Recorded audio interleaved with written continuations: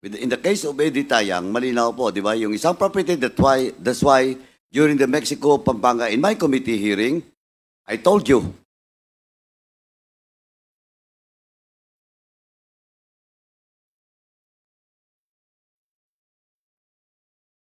Your Honor, good morning. With regards the records of the list of properties owned by aliens, we cannot yet provide it, Your Honor, unless the PSA will give us the list of those supposedly Chinese citizens or foreign nationals whose birth certificates has been canceled. So Can you- from Yes. Can you please coordinate with PSA? Kailangan pa bang orderan ng committee na ito? Or you can do it with lateral coordination with the aforementioned agency, the PSA? yes, Your Honor, we will do that. Thank you. Pidea, are you here this morning? Yes, Your Honor. You were required in the last hearing to submit the official Pidea Region 11 logbook. Yes, Your Honor. We submitted it. Covering December 31, 2004 and January 1 to 5, 2005. Yes, Your Honor. This was submitted already. Yes, Your Honor. Thank you. For NBI, NBI. in the last hearing, the NBI was directed to obtain Mr. Alan Lim's case files and fingerprint records from the Cavite Court to verify his identity and involvement. Dahil in the last hearing, sabi ni General Wilkins Villanueva, hindi magkaiba yung tao na present. And Madam Nono Lim also denied na yun ang kanyang asawa. So, in the last hearing, NBI was directed to obtain the case files and fingerprint records from the Cavite Court to verify his identity and involvement. Was this already submitted? NBI? Mr. Chairman, we already secured the records from the court, and the examination of those fingerprints in comparison to available records of Lee Winchong is underway, Mr. Chairman. So when can this be finished and be submitted to this committee? The examination is ongoing, Mr. Chairman. Yeah, I know. My question is when can it be submitted? I will coordinate with the fingerprint examiner, Mr. Chairman. Thank you.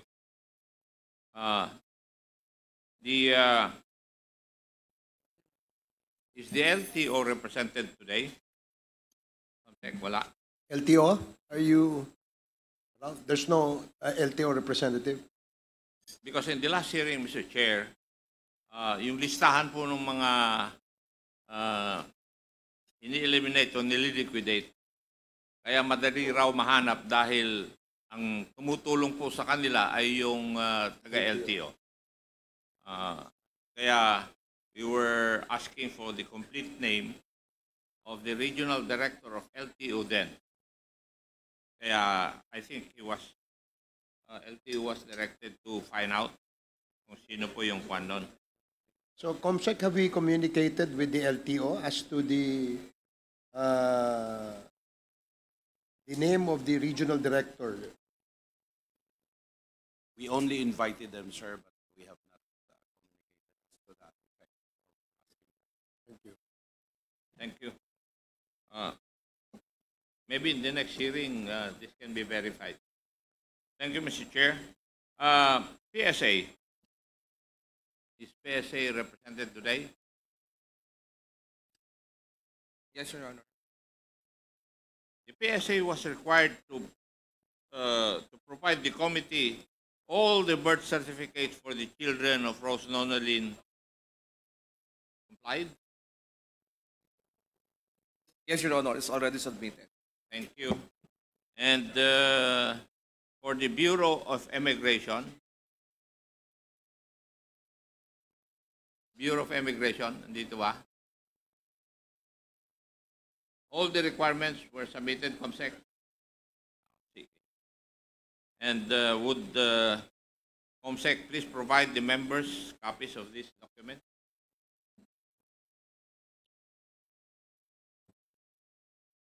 I think that would be all, Mr. Chair. Marami pong salamat. Okay, thank Chairman, you. Chairman. Thank you, Just, Congressman one quick- Acop. Yes, Congressman Paduano.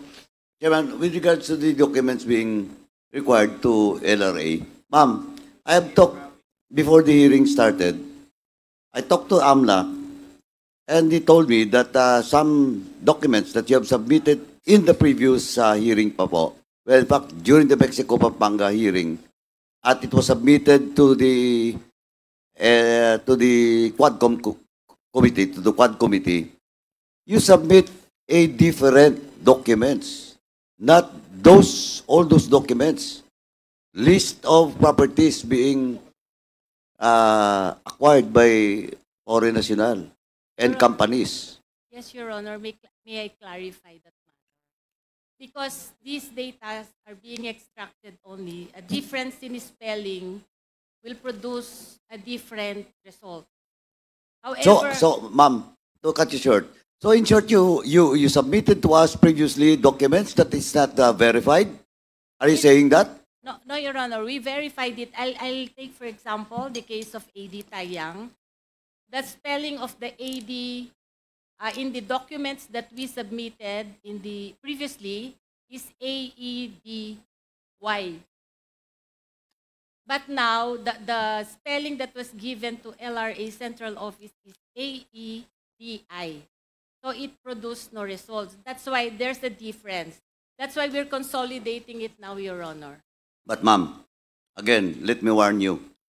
In the case of Eddie Tayang, malinaw po, di ba? Yung isang property, that's why during the Mexico Pampanga, in my committee hearing, I told you, and I warned you, na wala munang galawan dun sa mga properties. And well, in fact, one of the property of Eddie Tayang was sold to a certain Rodingo. Di ba? Yes, Your Honor. Ngayon you're telling us na bago yung mga list, tapos ano nakalagay doon sa notes nyo? Na yung previous not on record? No, it's on record, Your Honor. The list that we submitted before has the title numbers, yes, in the name of AD Tayang. No, I'm not just, Eddie Tayang is just an example. Yes, Your Honor. Now, ang tanong ko ngayon, are those documents being submitted previously? Is the same documents that you have submitted in today's hearing? They are not the same, Your Honor, in the sense that if there is a difference in spelling, there's a difference in the result. So we're now consolidating, we're checking the spelling of all the names submitted last week and the names that we submitted previously so that we can consolidate all our reports. Ma'am, ano lang ako, medyo, kasi until now, AMLA, the case that was filed, dun sa mga forfeiture of properties, isa pa lang po, okay, that's not your fault. It's the fault of AMLA. But, ang sinasabi ko lang po, pag may nangyari, dun sa mga dokumento, babalikan ko yan sa staff ko, may mangyari doon sa dokumento that you have submitted and taxation being made in the period in which you submit the document, may problema po kayo. Yes, Your Honor. I will take personally recommend to file a case against you. Yes, Your Honor. We Para take malinaw lang po. Because I have already warned you. Sa public accounts pa lang. Kasi po, inaayos ka natin itong proseso natin dito sa inyo. Yes, Your Honor. With due respect, I was the one who called the attention of our legal department that there is a discrepancy in the report that was submitted this morning.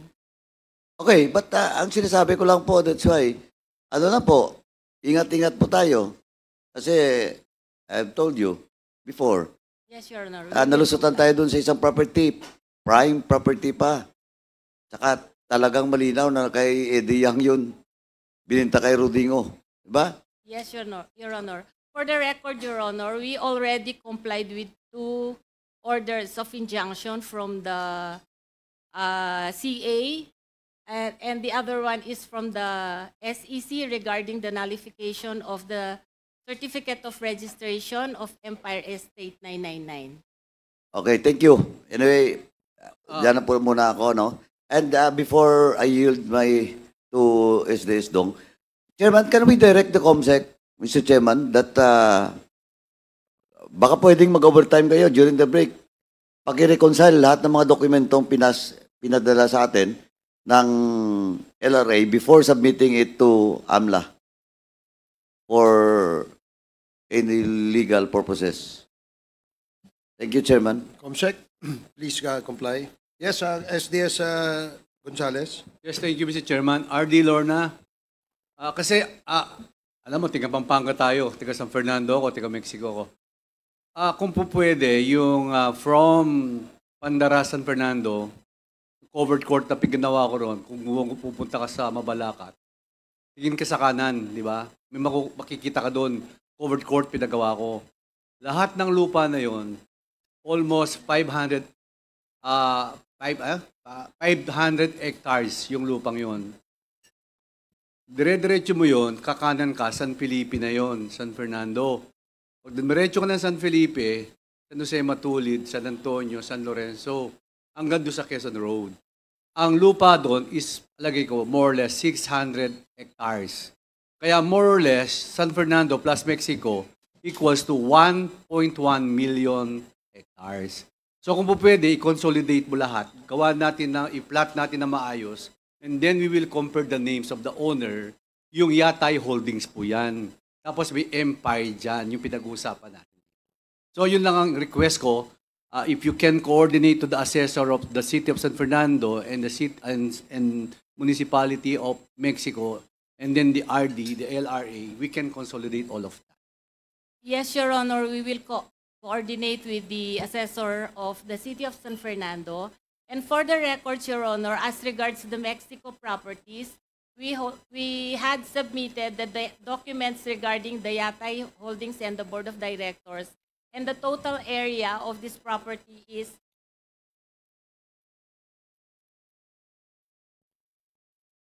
499 Hectares. hectares, Your Honor. 499 hectares. So hindi ako malapit dun sa sinabi ko. Except for the area of San Fernando. Yes, Your Honor. And we have the Register of Deeds of the City of San Fernando here so that we can also work with him regarding Yes. the platting of all these land holdings. Okay. Sige, pakiayos lang po natin and then we will attach the original owner of that. Yes. However, Your Honor, our records will only yield data regarding titled properties. The unregistered titles, unregistered lands, the records of which may be taken from the City Assessor of San Fernando and the Assessor of Mexico. Yes, we can plot that if we have the title. However, kung yung pangalan medyo mali yung spelling, we can plot the consolidation Yes, of the Your Honor. of We the will property. submit the record. Thank you. Thank you, Mr. Chairman. Thank you, RD Lorna. Thank you, SDS Gonzales. Now we will proceed with the interpellation proper. The first to interpellate is, may I have the list, Congressman Paduan, no?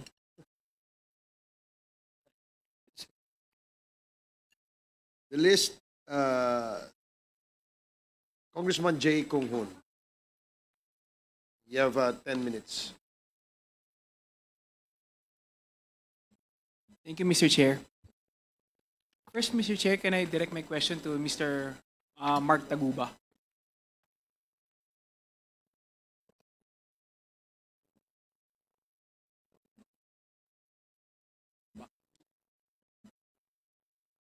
Please proceed, Congressman Kung Hoon. Thank you, Mr. Chair. Mr. Mark Taguba, tatanong ko lang, paano kayo nagsimulang maging sangkot sa pag-release ng mga container sa Bureau of Customs? Meron po akong tracking.